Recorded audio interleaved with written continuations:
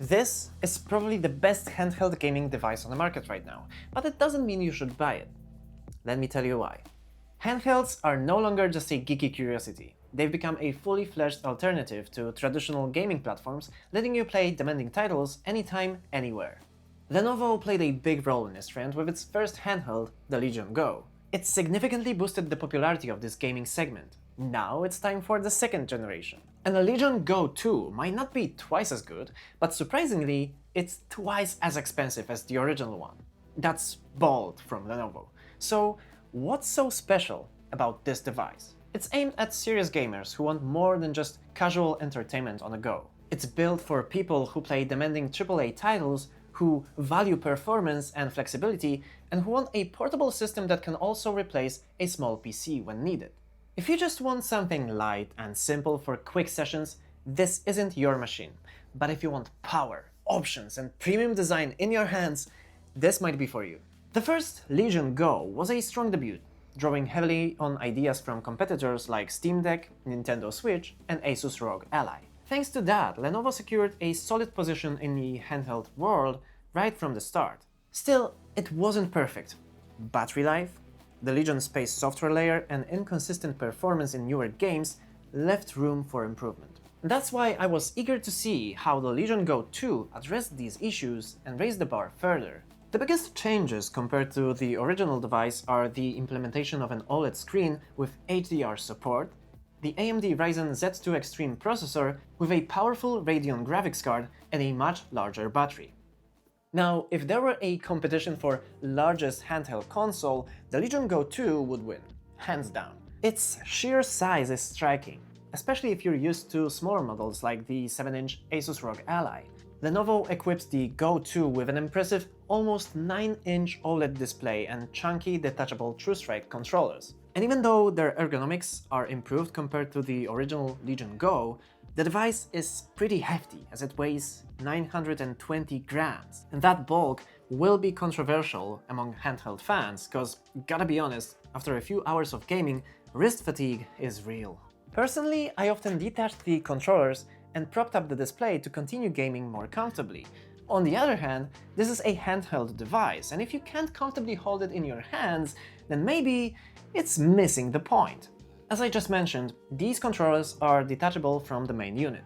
Now, this isn't anything groundbreaking, I know. Back in 2017, Nintendo set the standard with the Joy-Cons of the Nintendo Switch console. And Lenovo followed a similar idea with the first Legion Go, and with the Go 2, they refined it further. Still, I'm disappointed they didn't switch to a magnetic type of connection like on the newest Nintendo Switch 2. Instead, you have to press a button on the back and slide the controller downward. It works, but it's not quite as quick or intuitive. Build quality, however, is excellent. The TrueStrike controllers use sturdy but pleasant plastic, responsive buttons, and smooth analog sticks. And just like the first model, you also get a built-in touchpad, something ASUS still hasn't added to its handhelds. And it's not a full replacement for a mouse, but for navigating windows, hopping through menus, or playing slower-paced games, it works really well. The triggers and bumpers are also good quality. They're large, responsive, and comfortable. Great news for anyone with bigger hands. Around the body, you'll also find some handy function buttons. On the top left, one opens the Legion Space overlay, and another acts as Select. On the top right, you've got Quick Settings and Start.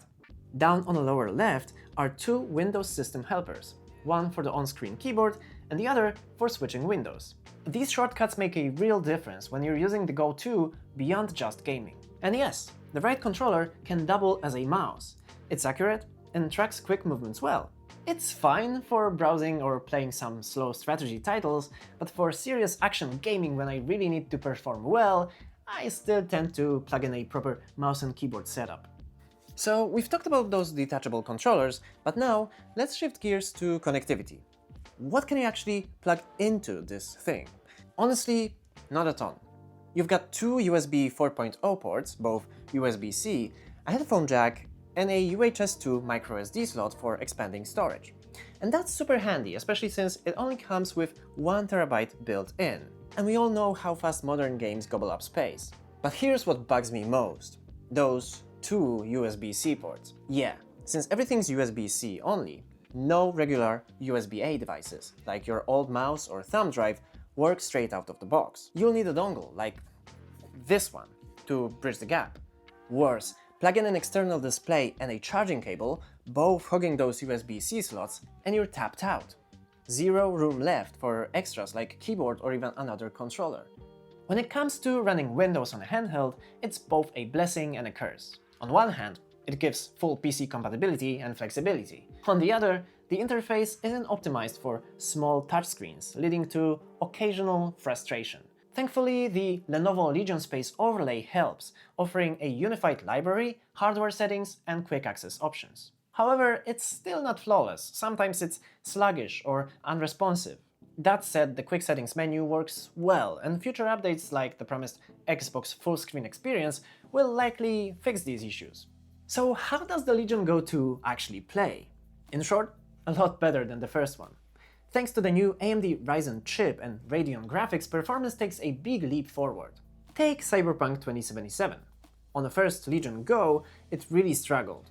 On the Go 2, you can get around 30 to 45 frames per second at max resolution with medium settings. That's a huge improvement. The Witcher 3 also looks and runs great, sitting in the mid-30s to mid-40s on high settings. Even something demanding like Kingdom Come Deliverance 2 stays smooth above 40 FPS. And with lighter games like Hollow Knight Silksong, you're hitting well over 120 FPS with no problem.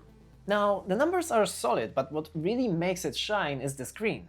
The almost 9-inch OLED is just gorgeous. Deep blacks, rich colors, and a fast 144Hz refresh rate. Even older games look fresh and modern on it. And battery life is another win. In heavy games, I got about 2.5 hours. In lighter ones, much longer. Compare that to other handhelds that sometimes die in under an hour, and you see why that's a big deal. And the cooling? Surprisingly good. The fans don't get annoyingly loud, and the heat is pushed away from where your hands rest. That means you can actually enjoy long sessions without discomfort. So, as you can see, the Lenovo Legion Go 2 is an amazing piece of hardware.